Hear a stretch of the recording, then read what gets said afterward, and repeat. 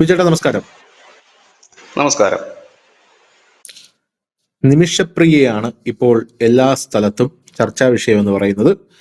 നിമിഷപ്രിയയുടെ വാർത്തകൾ നമ്മൾ ന്യൂസ് ഇന്ത്യ മലയാളം കൊടുത്തതാണ്. ന്യൂസ് ഇന്ത്യ മലയാളം കാരണം കേന്ദ്ര സർക്കാർ നിമിഷപ്രിയയെ രക്ഷിക്കാനുള്ള പഠിച്ച പണി 18 നോക്കിയിരുന്നു എന്നുള്ള റിപ്പോർട്ടുകളാണ് കൊടുത്തത്. നിമിഷപ്രിയയെ രക്ഷിക്കാനായിട്ടുള്ള ഏക പോംവഴി എന്ന് പറയുന്നത് ഇപ്പോഴും നിമിഷപ്രിയയെ രക്ഷിക്കാനുള്ള ഏക മാർഗം എന്ന് പറയുന്നത് നിമിഷപ്രിയ അവിടെ കൊലപ്പെടുത്തിയ ആ വ്യക്തിയുടെ ഫാമിലി നിമിഷപ്രിയയ്ക്ക് മാപ്പ് കൊടുക്കുക എന്നുള്ളതാണ്. ആ ബ്ലഡ് മണി സ്വീകരിച്ച് മാപ്പ് കൊടുക്കുക എന്നുള്ളതാണ്. പക്ഷേ അവർ നിമിഷപ്രിയയ്ക്ക് ഇതുവരെയും മാപ്പ് കൊടുക്കാൻ തയ്യാറായിട്ടില്ല എന്നാണ് നിമിഷപ്രിയയെ അവിടെ രക്ഷിക്കാൻ രൂപീകരിച്ച ആക്ഷൻ കൗൺസിലിലെ പ്രതിനിധിയായിട്ടുള്ള Samuel Jerome, I think that's his name, Samuel Jerome പറയുന്നത്.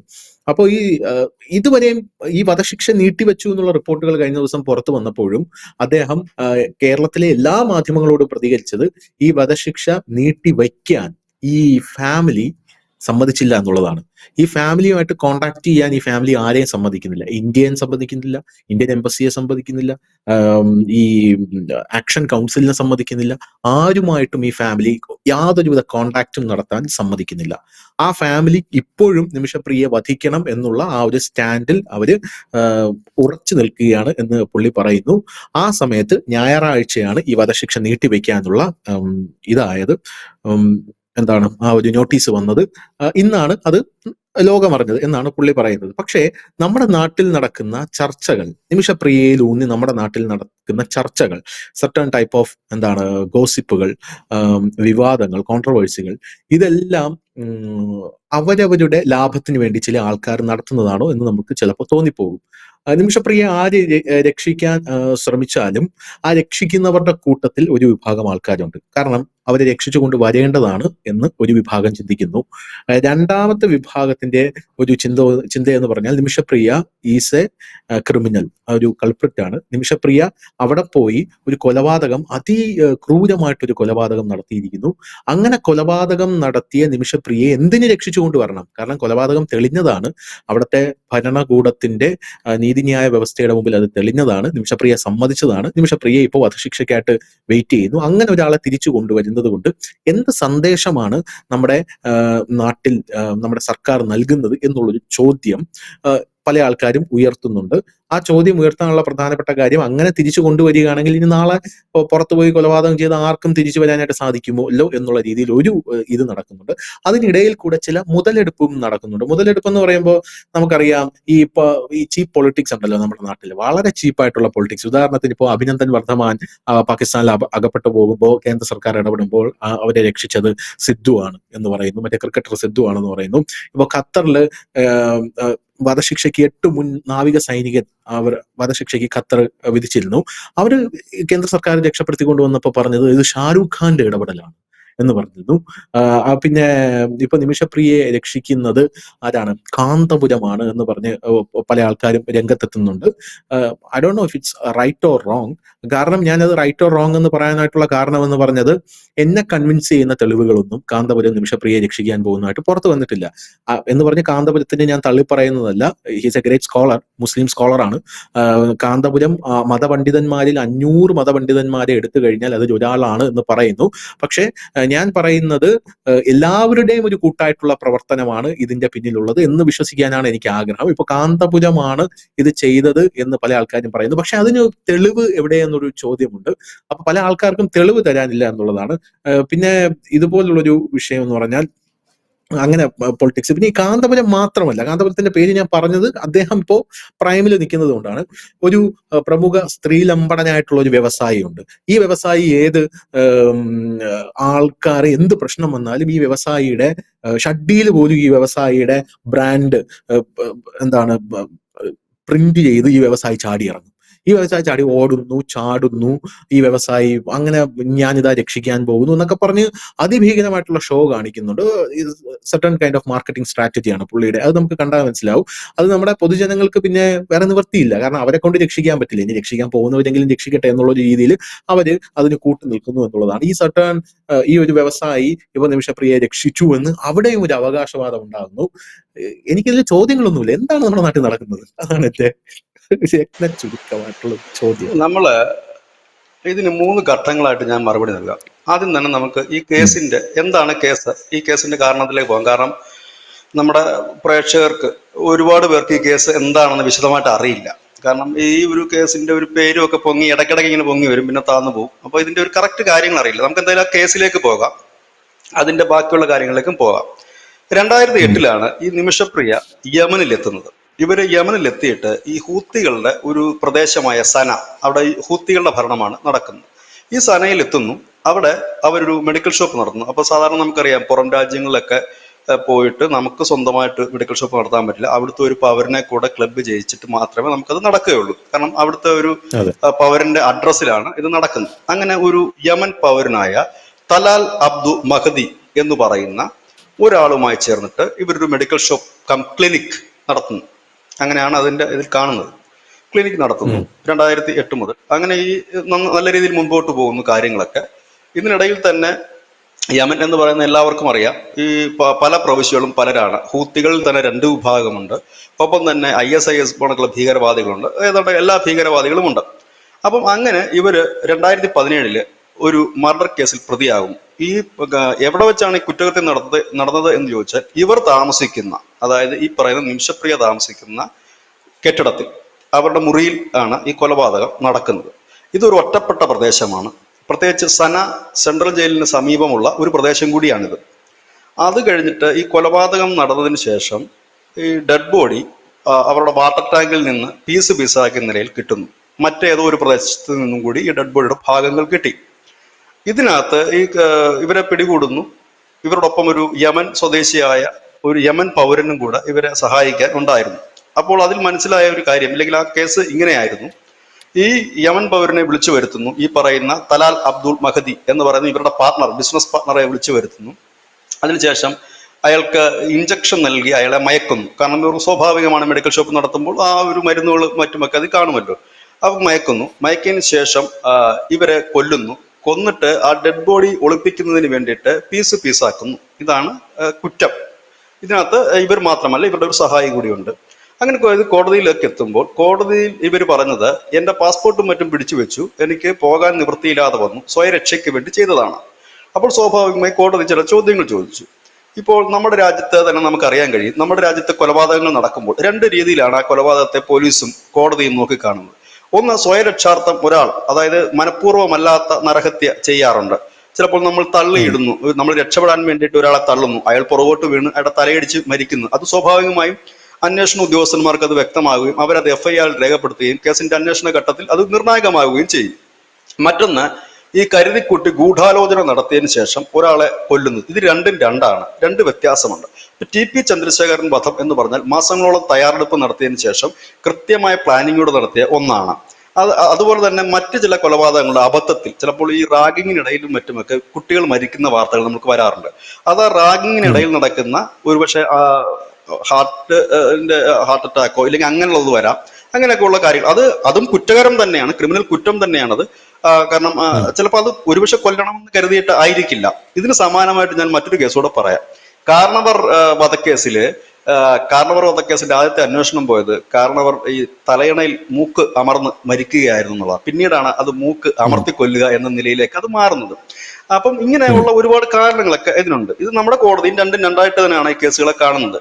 ഇപ്പോൾ കരുതിക്കൂട്ടി ചെയ്യുന്നതിന്, കൊലപാതകത്തിന് കൂടുതൽ ശിക്ഷയായിരിക്കും നടക്കുന്നത്. ഒരുപക്ഷെ സ്വയരക്ഷാർത്ഥം കൊലപാതകം ചെയ്യണമെന്ന ഉദ്ദേശത്തോടെ അല്ല അത് ചെയ്തിരിക്കുന്നത്. ചിലപ്പോൾ ഈ ഒരാളെ നമ്മൾ കത്തി കൊണ്ട് കുത്തുമ്പോൾ പോലീസ് ഉദ്യോഗസ്ഥന്മാർ ആ കുത്ത് എവിടെയാണെന്ന് നോക്കും. ഒരു കരുതിക്കുട്ടി ഒരാൾ കുത്തുന്ന കുത്ത് എന്ന് പറഞ്ഞാൽ കൃത്യമായ ഒരു പോയിന്റിലേക്കായിരിക്കും കുത്തുന്നത്. രക്ഷപ്പെടാൻ വേണ്ടിയിട്ട് അവരുടെ കയ്യിൽ കിട്ടിയ ആയുധം വെച്ച് കുത്തുന്നതും ഒരാൾ മനഃപൂർവ്വം ഒരു നല്ല ആയുധം വെച്ച് കുത്തുന്നതും 2 രണ്ടാണ്. അതിന്റെ ആഴം, മുറിവിന്റെ ആഴമുണ്ട്, കുത്തുന്ന സ്ഥലത്തിന്റെ പ്രാധാന്യമുണ്ട്, അതിന്റെ എല്ലാ സാഹചര്യങ്ങളും ഉണ്ട്. അതുപോലെ തന്നെയാണ് ഇവിടെ ചെയ്ത കാര്യങ്ങൾ. ഈ വ്യക്തിക്ക് മയക്കുമരുന്ന് നൽകുന്നു, അതിനുശേഷം കൊലപ്പെടുത്തുന്നു, പീസ് ആക്കുന്നു.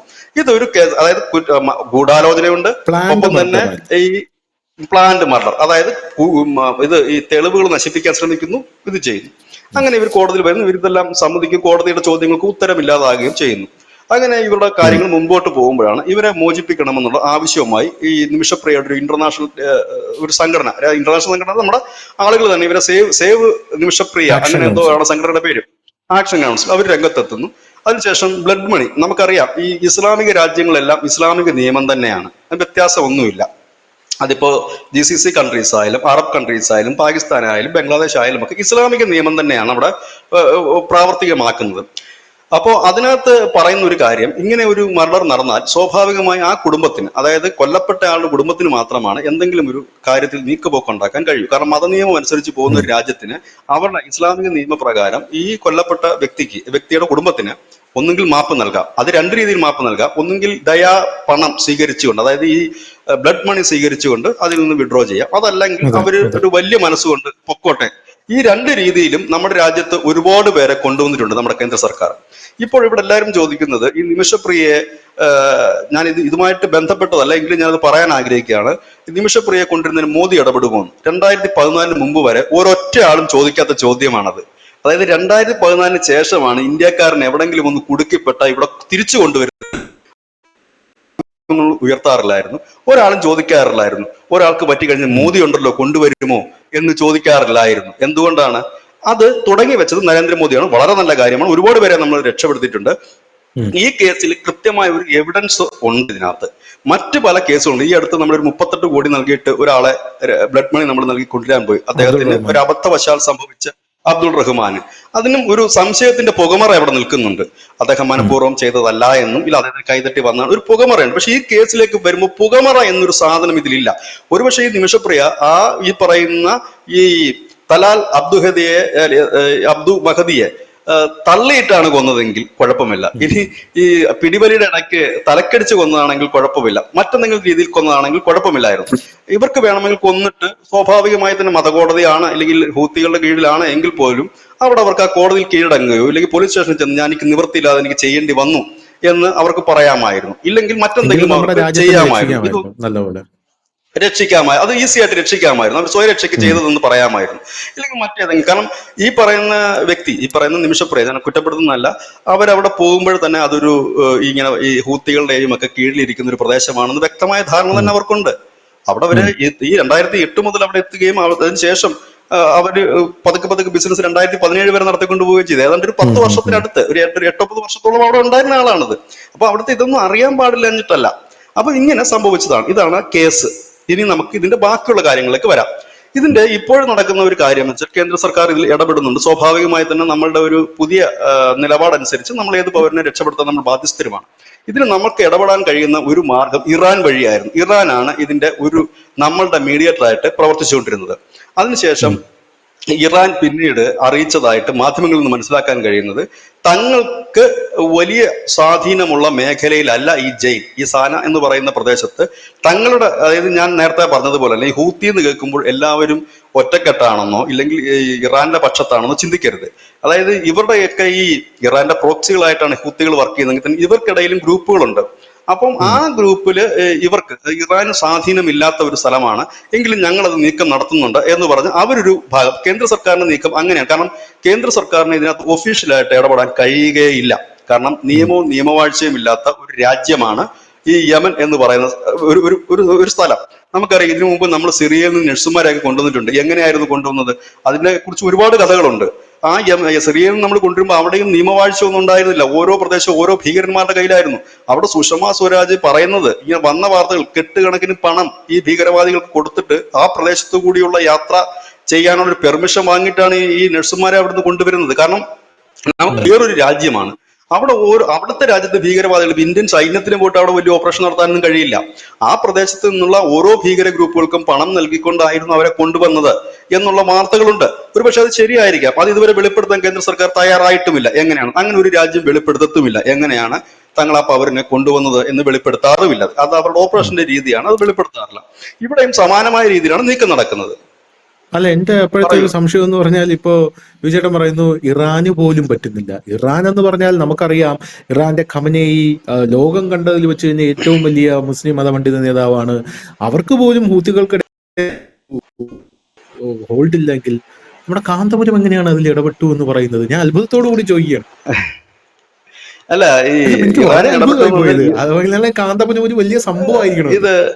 അത് ഇറാന്റെ അംബാസഡർ ഒഫീഷ്യലായിട്ട് തന്നെ പറഞ്ഞാണ് ഞങ്ങളാണ് ഇടപെടുന്നത് എന്ന് പറഞ്ഞു. പിന്നീട് ആ ഇടപെടൽ മുമ്പോട്ട് പോയി നമ്മളെല്ലാവരും വാർത്ത ചെയ്തിരുന്നതാണ് ഇറാൻ ഇടപെടുന്നു എന്ന് പറയുന്നത്. നമ്മൾ ന്യൂസിന്റെ വെള്ളം ബ്രേക്കിംഗ് കൊടുത്ത വാർത്ത, എനിക്ക് നന്നായിട്ട് അറിയാം ആ വാർത്ത. ആ അങ്ങനെ അതെ അതെ. അവരുടെ ഇടപെട്ടു, അവരുടെ മന്ത്രിമാർ ഇടപെട്ടു, അങ്ങനെ എല്ലാം പോയിട്ട് ഇവർ അവസാന സമയത്ത് ഇവർക്കത് അവിടെ, കാരണം ഞാൻ അതാ പറഞ്ഞത്, ഇവർക്ക് ഇടയിൽ ഒരുപാട് ഗ്രൂപ്പുകളുണ്ട്, ഓരോ നേതൃത്വമുണ്ട്. ഈ ഹൂത്തികൾക്കാണെങ്കിലും ഇപ്പൊ നമ്മൾ പറയത്തില്ല, ഉം. ഓരോ ഒരു ഗ്രൂപ്പിന്റെ ലീഡർ ഒന്ന് അവരിപ്പം ഇറാനെ അംഗീകരിക്കണമെന്നോ അവർ പറയുന്നത് കേൾക്കണമെന്നോ ഇല്ല. അവിടെയാണ് ഞാൻ ആദ്യം പറഞ്ഞ ഉം. പോയിന്റിലേക്ക് വരുന്നത് ഇത് കാര്യം. ഉം. ഇനി രണ്ടാമത്, ഈ കാന്തപുരം ഇടപെട്ടു എന്ന് പറയുന്നത് ഞാൻ അവിശ്വസിക്കുന്നില്ല. കാരണം ഉം. കാന്തപുരം ഒരു വളരെ പ്രശസ്തനായ ഒരു മതപണ്ഡിതനാണ്, ലോകത്തിലെ തന്നെ ഉം. മതപണ്ഡിതന്മാരുടെ കൂട്ടത്തിൽ പെടുന്ന ഒരു വ്യക്തിയാണ്.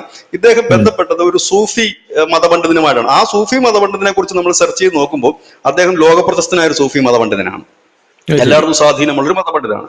അപ്പൊ ചിലപ്പോൾ ഉം. അദ്ദേഹം തമ്മിൽ കണക്ഷൻ ഉണ്ടാകും എന്നുള്ള ഉണ്ട്. കാരണം ഇദ്ദേഹം ഈ ലോകത്തെ പണ്ഡിതന്മാരുടെ സമ്മേളനത്തിൽ പങ്കെടുത്തിട്ടുള്ള വ്യക്തിയാണ്. അദ്ദേഹം അങ്ങനെയുള്ള ചടങ്ങുകൾ സംഘടിപ്പിക്കാറുണ്ട്. അപ്പൊ സ്വാഭാവികമാണ് അദ്ദേഹം അതിൽ ഇടപെട്ടിട്ടുണ്ട് എന്ന് പറഞ്ഞ് ഞാൻ അവിശ്വസിക്കുന്നില്ല. അത് നല്ല കാര്യം തന്നെയാണ്.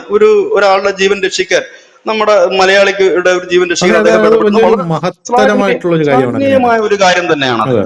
പക്ഷേ ഇത് നമ്മുടെ രണ്ടാമത്തെ കാര്യം, അതായത് നമ്മുടെ ഇന്ത്യൻ സർക്കാരിന് ഇടപെടുന്നതിന് പരിധികളുണ്ട്. കാരണം അതൊരു വ്യവസ്ഥാപിതമായ രാജ്യമല്ല. സിറിയയിൽ നിന്ന് പണ്ട് നമ്മൾ നഴ്സുമാരെ കൊണ്ടുവന്നത് പോലെ തന്നെ വളരെ റിസ്ക് ആണ്. ഇവിടെ നമ്മൾ മറ്റു രാജ്യത്തിന്റെയും മറ്റ് ഗ്രൂപ്പുകളുടെയുമാണ് സഹായം. അതാണ്, അത് വെളിപ്പെടുത്താൻ കഴിയില്ല എന്ന് കേന്ദ്ര സർക്കാർ പറഞ്ഞു കഴിഞ്ഞിട്ടുണ്ട്. ഇത് എങ്ങനെയാണ് ഞങ്ങൾ ഉം. ബന്ധപ്പെടുന്നത് വെളിപ്പെടുത്താൻ കഴിയില്ല. ഒരുപക്ഷെ നമുക്ക് അനഭിഭൂതരായവരുമായിട്ടായിരിക്കാം നമ്മൾ ഒരുപക്ഷെ അവിടെ ചർച്ച നടത്തുന്നത്. നമ്മളുടെ ഒരു നിലപാടനുസരിച്ച് നമ്മൾ ഭീകരവാദികളുമായിട്ട് ഒന്നും മിണ്ടില്ല എന്ന് പറയുമ്പോൾ ചിലപ്പോൾ അവിടെ അങ്ങനെയുള്ള ചില ഗ്രൂപ്പുകളുമായിട്ട് അൺഒഫീഷ്യൽ ആയിട്ടുള്ള നീക്കങ്ങൾ നടക്കുന്നുണ്ടാകും, അതിനുള്ള ശ്രമങ്ങൾ നടത്തുന്നുണ്ട് എന്ന് കഴിഞ്ഞ ദിവസം, അതായത് ഇന്നലെയാണെന്ന് തോന്നുന്നു, സുപ്രീം കോടതി കേന്ദ്രം അറിയിക്കുകയും ചെയ്തിട്ടുണ്ട്. കാന്തപുരത്തിന്റെ ഇതും നടക്കുന്നുണ്ട്.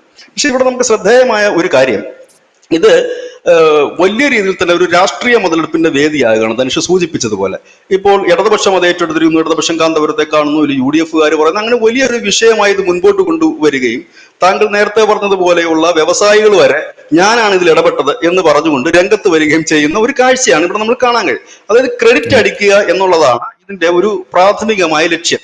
ഇതിനകത്ത് പലർക്കും പല ലക്ഷ്യങ്ങളുണ്ട്. ഒന്ന്, രാഷ്ട്രീയക്കാരെ സംബന്ധിച്ച് പറഞ്ഞാൽ ഇനിയിപ്പോ തദ്ദേശ തെരഞ്ഞെടുപ്പിന് 4 മാസമേ ഉള്ളൂ. അപ്പോൾ ഇതൊന്ന് ഹൈലൈറ്റ് ചെയ്ത് മുൻപോട്ട് കൊണ്ടുവരാൻ പറ്റുന്ന നല്ല ഗോൾഡൻ ചാൻസ് ആണ്. ഇനി നമ്മളുടെ എന്റെ ഒരു പ്രധാനപ്പെട്ട ഒരു ആംഗിൾ, എന്റെ ഒരു സംശയങ്ങൾ ഇതാണ്, ഈ നിമിഷപ്രിയെ നമ്മൾ മോചിപ്പിച്ച് കേരളത്തിൽ എത്തുമ്പോൾ എന്താണ് സംഭവിക്കുക എന്നുള്ളതാണ് എന്റെ പ്രധാന ചോദ്യം. ഞാൻ സംശയമില്ലാതെ പറഞ്ഞു തരാം, നെടുമ്പാശ്ശേരിയിൽ ഗംഭീരമായ ഒരു സ്വീകരണം നിമിഷപ്രിയക്ക് ഉണ്ടാകും. അത് ഇടതും വലതുമൊക്കെ കൊടികളുമായി തന്നെ വരികയും മുദ്രാവാക്യം വിളിക്കുകയും ചെയ്യും. അങ്ങനെ നാടൊട്ടക്ക് വലിയ സ്വീകരണം നൽകുകയും ഒപ്പം തന്നെ ചിലപ്പോൾ അവരെ തെരഞ്ഞെടുപ്പിന് പോലും, തദ്ദേശ തെരഞ്ഞെടുപ്പിന് പോലും മത്സരിപ്പിക്കാൻ ചിലപ്പോൾ തയ്യാറായേക്കും ഈ രാഷ്ട്രീയ പാർട്ടികൾ. അങ്ങനെയാണ്. അപ്പോൾ എല്ലാവരും ക്രെഡിറ്റ് എടുക്കാൻ മത്സരിക്കുകയും അത് രാഷ്ട്രീയ ആയുധമാക്കി മാറ്റുകയും ചെയ്യും. അങ്ങനെ ഈ ഒരു കേസിൽ, അതായത് കൃത്യമായ തെളിവുകൾ ഉണ്ട് എന്ന് ബോധ്യമായ ഒരു ക്രിമിനലാണ് അവര്. ആ ഒരു ക്രിമിനലിനെ നമ്മൾ മോചിപ്പിക്കുന്നു നമ്മുടെ പൗര എന്ന നിലയിൽ. ആ പൗര ഇവിടെ വരുമ്പോൾ അവരെ അങ്ങനെ മോചിപ്പിക്കുന്നതിലൂടെ നമ്മളുടെ രാജ്യം എന്ത് സന്ദേശമാണ് നമ്മളുടെ ജനങ്ങൾക്ക് നൽകുന്നത് എന്നൊരു ന്യായമായ കാര്യമുണ്ട് അവിടെ. കാരണം ഇങ്ങനെ എന്റെ ഒരു സംശയമാണ് ഞാൻ പറയുന്നത്, ഇങ്ങനെ ഒരു കാര്യത്തിൽ നമ്മൾ അവരെ ഇവിടെ ഇത്രയും റിസ്ക് എടുത്ത് നമ്മുടെ നാട്ടിൽ കൊണ്ടുവരുന്നു. നാളെ ഈ നാട്ടിൽ നിന്ന് ഒരുത്തിന് അപ്പോൾ എന്താണ്, അവന് ഒരു ക്രിമിനലായ ഒരാൾക്ക് ഇത് കാണുമ്പോൾ എന്തായിരിക്കും തോന്നുന്നത്? അപ്പൊ കുഴപ്പമില്ല, നാളെ എനിക്ക് സൗദിയിൽ പോയിട്ടോ ഖത്തറിൽ പോയിട്ടോ അവിടുത്തെ അറബിയെ കൊന്ന് ഞാൻ ജയിലിൽ പോയി കഴിഞ്ഞാൽ നാളെ എല്ലാവരും കൂടെ ഇടപെട്ടും എന്നെ കൊണ്ടുവരും എന്നൊരു സന്ദേശം എത്തുന്നതിന് ഇടയാക്കില്ല എന്നെ ന്യായമായ സംശയമാണ്. എന്ന് കരുതിയിട്ട് നിമിഷപ്രിയ തൂക്കിലേറ്റണമെന്നല്ല പറയുന്നത്. ലോകത്ത് ഒരാളെ നമ്മൾ വധിക്കാൻ പാടില്ല എന്ന് തന്നെ, ഒരാളുടെ ഒരു ജീവൻ എടുക്കാൻ നമുക്ക് അവകാശമില്ല എന്ന് നമ്മൾ വിശ്വസിക്കുന്നവരായതുകൊണ്ട് നമ്മൾ ഭീകരവാദികളുടെ ഒഴിച്ച് അപ്പൊ നമ്മൾ എന്താണ് അത് ചെയ്യരുത് എന്ന് തന്നെയാണ്. പക്ഷെ ഇതിന്റെ പ്രേക്ഷകർക്ക് അത് എങ്ങനെ വേണമെങ്കിലും വിലയിരുത്താം. കാരണം ഇത് ഈ 2 ചോദ്യങ്ങൾ ധനുഷ തുടക്കത്തിൽ സൂചിപ്പിച്ച വളരെ കറക്റ്റ് കാര്യമാണ്. 2 ചോദ്യങ്ങൾ ഇതിൽ അവശേഷിക്കുന്നുണ്ട്. ഒന്ന്, നമ്മളുടെ ഒരു ദേശീയ വികാരമുണ്ട്, നമ്മുടെ ഒരു പൗര അല്ലെങ്കിൽ നമ്മുടെ ഒരു ഇന്ത്യക്കാരി, അവരെ രക്ഷിക്കേണ്ടതല്ലേ എന്നൊരു ചോദ്യമുണ്ട്. യെസ്, രക്ഷിക്കേണ്ടതാണ്. അതിനിടപെടുന്നത് ശ്ലാഘനീയമായ കാര്യവുമാണ്. രണ്ടാമത്തെ കാര്യം, ആ രക്ഷപ്പെടുത്തലിലൂടെ എന്ത് സന്ദേശമാണ് നൽകുന്നത് എന്നുകൂടി നമ്മൾ മനസ്സിലാക്കേണ്ടതുണ്ട്. ഒരു ചെറിയ കാര്യത്തിലൂടെ ഞാൻ പറഞ്ഞുകൊണ്ട് നമുക്ക് ഇത് അവസാനിപ്പിക്കാം. ഇവിടെ നമ്മുടെ ഇറ്റാലിയൻ നാവികര് കടലിലുള്ള നമ്മുടെ എനിക്ക് തോന്നുന്നു കൊല്ലം ആ ഭാഗത്തുള്ള ഒരു മത്സ്യബന്ധന ബോട്ടിൽ ഇടിക്കുകയും 5ഓളം പേർ അതിൽ കൊല്ലപ്പെടുകയും ചെയ്തു. 5ഓളം പേർ ബോട്ടിൽ ഇടിച്ച് വെടിവെച്ച് കൊല്ലപ്പെടുകയും ചെയ്തു. ഒടുവിൽ നമ്മൾ ആ നാവികരെ 2 പേരെ ഇവിടെ അറസ്റ്റ് ചെയ്ത് ജയിലിൽ കൊണ്ടുവന്നു. ഇതുപോലെ തന്നെ ആ രാജ്യം ഇടപെടുകയുണ്ടായി, ഇവരെ വിട്ടുകിട്ടണം എന്നാവശ്യപ്പെട്ടുകൊണ്ട് ഇടപെടുക, വലിയ നിയമ പോരാട്ടങ്ങളൊക്കെ നടത്തുകയും ചെയ്തു. അതിനുശേഷം ഇതേപോലെ ഈ ബ്ലഡ് മണി വാങ്ങിക്കൊണ്ട് കേസ് സെറ്റിൽ ചെയ്യുകയായിരുന്നു ചെയ്തിരുന്നത് എന്നാണ് എൻ്റെ ഒരു ഓർമ്മ.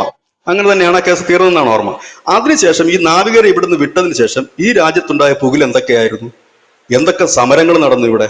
അതുവരെ അതെ. കുഴപ്പമില്ലായിരുന്നു, പോയി കഴിഞ്ഞപ്പോൾ സമരം ചെയ്തു എന്നുള്ളതാണ് ഏറ്റവും ഉം. വലിയ, അതിനകത്ത് ഒരു വലിയ കൗതുകമായ കാര്യം. പിന്നീട് ഞങ്ങൾക്ക് അത് തുക പോരാ എന്ന് പറഞ്ഞതിന്റെ ബോട്ടിന്റെ ഓണറോ ഒക്കെ വരികയൊക്കെ ചെയ്ത് പിന്നീട് ആ കേസ് ഇപ്പോഴും കിടപ്പുണ്ട്. ആ കേസ് മുമ്പോട്ട് ആ, ഉണ്ട് ഉണ്ട് പോയിക്കൊണ്ടിരിക്കുന്നതാണ്. ഉണ്ട് ഉണ്ട്. ഇങ്ങനെ ഒരു കേസുണ്ട്, സ്വാഭാവികമാണ്. അപ്പം ഈ ഒരു വികാരം തന്നെ ആയിരിക്കും അവിടെ. ഇനിയിപ്പോ ഇതിനകത്ത് ആകെ എന്തെങ്കിലും ചെയ്യാനുള്ള ഒരേ ഒരു ആളെന്ന് പറഞ്ഞാൽ ഈ പറയുന്ന തലാൽ അബ്ദു മഹദിയുടെ സഹോദരൻ. അദ്ദേഹമാണ് ഇനി ഇതിനകത്ത് ഹീറോ ആകാൻ പോകുന്ന ഒരേ ഒരാളേ ഉള്ളൂ. ആ അതെ അതെ. ഒരു വ്യക്തി മനസ്സു മാറി ശരി മാപ്പ് കൊടുക്കാൻ ഞാൻ തയ്യാറാണ് എന്ന് പറയുകയാണെങ്കിൽ ഇതിനകത്ത് ഒരു റിയൽ ഹീറോ ആ സഹോദരനായിരിക്കും. കാരണം അയാൾക്ക് മാത്രമാണ് എന്തെങ്കിലും ചെയ്യാൻ കഴിയുന്നത്. ഇപ്പോഴും ഞാൻ അറിയുന്നത് ഇത്രയും പേര് സംസാരിച്ചിട്ടും പ്രഷർ കൊടുത്തിട്ടുമൊക്കെ ആ സഹോദരന്റെ മനസ്സ് മാറിയിട്ടില്ല എന്നാണ്. അദ്ദേഹം അല്ല, ഇന്നും അതില് പറഞ്ഞിരിക്കുന്നത് മാപ്പ് വേറൊരു കാര്യമുണ്ട്. എങ്ങനെ മനസ്സ് മാറാനാണ്? ഞാനും നിമിഷപ്രിയയെ കുറ്റപ്പെടുത്തുന്നുണ്ടോ ഇല്ലയെന്ന് ചോദിച്ചാൽ എനിക്കറിയില്ല. കാരണം സ്വന്തം സഹോദരനെ വളരെ പ്ലാൻഡ് ആയിട്ട് ഉറക്ക ഗുളിക കൊടുത്ത് അയാൾ മയങ്ങിയ ശേഷം അയാളെ കൊന്ന് അയാളുടെ മൃതദേഹമെങ്കിലും ആ സഹോദരന് ഒന്ന് കാണാനുള്ള ഒരു അവസരം കൊടുത്തില്ലല്ലോ. കാരണം ഒരു മൃതദേഹം, സഹോദരന്റെ മൃതദേഹത്തിന് അന്ത്യകർമ്മങ്ങൾ അർപ്പിക്കുക എന്നുള്ളത് ഒരു ഒരു സഹോദരന്റെ ഒരു എന്താണ്, അവന് അതുപോലും ഇല്ലല്ലോ. ഒരു ഇവരുടെയൊക്കെ ഒരു ബിലീഫ് എന്ന് പറഞ്ഞാൽ ഈ ഖബറിനകത്ത് പരലോകത്ത് ഒരു ജീവിതം ഉണ്ടെന്നല്ലേ. ആ പരലോകത്തുള്ള ഒരു ജീവിതം പോലും അവന് കിട്ടിയില്ലല്ലോ എന്നുള്ള ഒരു മൈൻഡ് സെറ്റ് ആ സഹോദരന് കാണുമല്ലോ. അപ്പൊ ആ മൃതദേഹം പല കഷ്ണങ്ങളാക്കി വാട്ടർ ടാങ്കിലും വേറെ സ്ഥലങ്ങളിലും കൊണ്ടിട്ട്, അപ്പൊ സ്വാഭാവികമായിട്ട് അത് ചിന്തിക്കുമ്പോൾ പുള്ളിക്കാരന്റെ മനസ്സ് വിഷമിക്കും എന്നാണ് എന്റെ ഒരു ചെറിയൊരു ഒരു ചിന്ത എന്ന് പറയുന്നത്. അപ്പൊ അത് എങ്ങനെ മാപ്പ് കൊടുത്തു കഴിഞ്ഞാലുണ്ടല്ലോ അയാളായിരിക്കും ഈ ലോകത്തുള്ള ഏറ്റവും വലിയ മനുഷ്യനെന്ന് ഞാൻ പറയും. അതാ ഞാൻ പറഞ്ഞത്, അയാളായിരിക്കും ഹീറോ, റിയൽ ഹീറോ അയാളായിരിക്കും. അയാൾക്ക് മാപ്പ് കൊടുക്കാൻ അതെ അതെ. കഴിയും. ശരിയാണ് ധനുഷ് പറഞ്ഞത്, നമ്മുടെ സഹോദരനാണെങ്കിൽ നമുക്കും അത് മാപ്പ് കൊടുക്കാൻ കഴിയില്ല. കാരണം ഞാൻ ആ ഒരിക്കലും മൃതദേഹം മാപ്പ് നേരെ കൊടുക്കില്ല. കാണാൻ പോലും കഴിയാതെ വെട്ടിമുറിച്ച് പീസാക്കി നമുക്ക് കഴിയില്ല. ഇപ്പം അതെ അതെ അതെ. ഭീകരവാദികൾ ഇവിടെ കൊന്നൊടുക്കുമ്പോഴും നമുക്ക് ആ ഭീകരവാദികളെ വെട്ടി തുണ്ടമാക്കണമെന്നല്ലേ ഓരോരുത്തരുടെ ആഗ്രഹം. അതെ അതെ. അതുപോലെ അറ്റ്ലീസ്റ്റ് തന്നെയുള്ള നമ്മള് ഒരു പറയൂലേ, വികാരം നമുക്കൊരു അയാൾക്കും ഉണ്ടാകാം. അന്ത്യകർമ്മങ്ങൾ ചെയ്യാനുള്ള ഒരു ചിതാഭസ്മമെങ്കിലും മിച്ചം വെച്ചില്ലല്ലോ എന്ന് നമ്മൾ ആ സമയത്ത് പരിതപിക്കും. അതെ. അപ്പൊ അതുകൊണ്ട് നമ്മൾ എന്തിനാണ് ഇങ്ങനെ ഒരു പോയിന്റ് ഇന്ന് ഇവിടെ എടുത്തതും ചർച്ച ചെയ്തതെന്ന് വെച്ചാൽ, ഇത് നാളെ ഒരു രാഷ്ട്രീയ ഭൂകമ്പമായി വരാൻ സാധ്യതയുണ്ട്. അതിന്റെ രണ്ട് ആംഗിളൂടെ ഉറപ്പായിട്ടും. പറഞ്ഞിട്ട് നമുക്കിത് അവസാനിപ്പിക്കാം. ഒന്ന്, ഉം. ഈ നിമിഷപ്രിയയെ അവിടുന്ന് മോചിപ്പിച്ചാൽ ഇതിന്റെ ക്രെഡിറ്റിന് വേണ്ടി കൂട്ടയിടി ഈ നാട്ടിൽ നടക്കും. CPM, കോൺഗ്രസ്, കാന്തപുരം വിഭാഗം, സുന്നി മറ്റേ വിഭാഗം, മറിച്ച വിഭാഗം, SDPI, ജമാഅത്ത് ഇസ്ലാം എല്ലാവരും വരും. അതിന്റെ ഉം. ഇടയ്ക്ക് നമ്മുടെ മറ്റേ വിവാദപരമായ വ്യവസായിയും വരും. ഓക്കെ. ഈ രണ്ടാമത്തെ കാര്യം, ഇത് നിമിഷപ്രിയയെ മോചിപ്പിക്കാൻ കഴിഞ്ഞില്ലെങ്കിൽ നാളെ മുതൽ സോഷ്യൽ മീഡിയയിൽ അടക്കം നരേന്ദ്രമോദിക്കെതിരെ പോസ്റ്റ് ഇട്ട് മെഴുകും. മോദി വിചാരിച്ചിട്ട് അതെ. നടന്നോ, വന്നില്ലേ എന്ന്. അതുകൊണ്ടാണ് പ്രേക്ഷകരുടെ മുമ്പിലേക്ക് കൃത്യമായ കേസിന്റെ വിവരങ്ങളും ഞങ്ങളുടെ ആംഗിളുകളും ഞങ്ങൾ അവതരിപ്പിച്ചത്. ഇനി പ്രേക്ഷകർക്ക് അതെ. പ്രതികരിക്കാം. ഞങ്ങളെ സംബന്ധിച്ച് ഒരാളുടെയും ജീവൻ നഷ്ടപ്പെടരുത് എന്ന് മാത്രമാണ് നമ്മൾ ആഗ്രഹിക്കുന്നത്. കാരണം ജീവൻ എടുക്കാൻ നമുക്ക് അധികാരമില്ല, നേരത്തെ പറഞ്ഞ പോലെ ഭീകരവാദികൾ ഒഴിച്ച്. അതെ അതെ. എന്തായാലും ഇതില് ഒരുപാട് ആംഗിളുകളുണ്ട്. അതാണ് പ്രേക്ഷകർ മനസ്സിലാക്കേണ്ട ഒരു കാര്യം. എല്ലാ നമ്മുടെ നാട്ടിൽ എന്താണ്, അമ്മയെ തല്ലിയാലും രണ്ട് വിഭാഗം ഉണ്ട് എന്ന് പറയുന്ന ഒരു നാടാണ് നമ്മുടെ നാട്. പക്ഷേ ഇതിൽ രണ്ട് വിഭാഗമല്ല, 100 വിഭാഗമായിട്ട് പിരിയാനുള്ള ഒരു ആംഗിൾ ഉണ്ട്. അതുകൊണ്ട് ഒരു സർട്ടേൺ ടൈപ്പ് ഓഫ് എന്താണ്, ഇതാണ് ശരി ഇതാണ് തെറ്റ് എന്ന് നമുക്ക് പറയാനായിട്ട് സാധിക്കില്ല. നിയമവ്യവസ്ഥയുടെ ഒരു കണ്ണിൽ നിന്ന് ചിന്തിക്കുന്നവർക്ക് ഇതായിരിക്കും ശരി, എന്നാൽ മനുഷ്യത്വത്തിന്റെ കണ്ണിൽ നിന്ന് ചിന്തിക്കുന്നവർക്ക് ഇതായിരിക്കും ശരി. അതേസമയം ആ കൊല്ലപ്പെട്ട ആളുടെ കണ്ണിൽ നിന്ന് ചിന്തിക്കുന്ന ആൾക്ക് അതായിരിക്കും ശരി. എന്നാൽ നമ്മുടെ ഭരണകൂടത്തിന്റെ കണ്ണിൽ നിന്ന് ചിന്തിക്കുന്ന ആൾക്ക് വേറൊരു ശരി അവിടെ ഉരുത്തിരിയാനായിട്ടുള്ള സാധ്യതയുണ്ട്. അതുകൊണ്ട് നിങ്ങളുടെ എന്താണ് ആ ഒരു ശരിയിലേക്ക് നമ്മൾ ഈ ഒരു ചർച്ച സമർപ്പിക്കുകയാണ്. നിങ്ങളുടെ ശരിയാണ് നിങ്ങളുടെ ശരി. അത്രേ ഉള്ളൂ. താങ്ക് യു ചേട്ടാ, താങ്ക് യു സോ മച്ച്.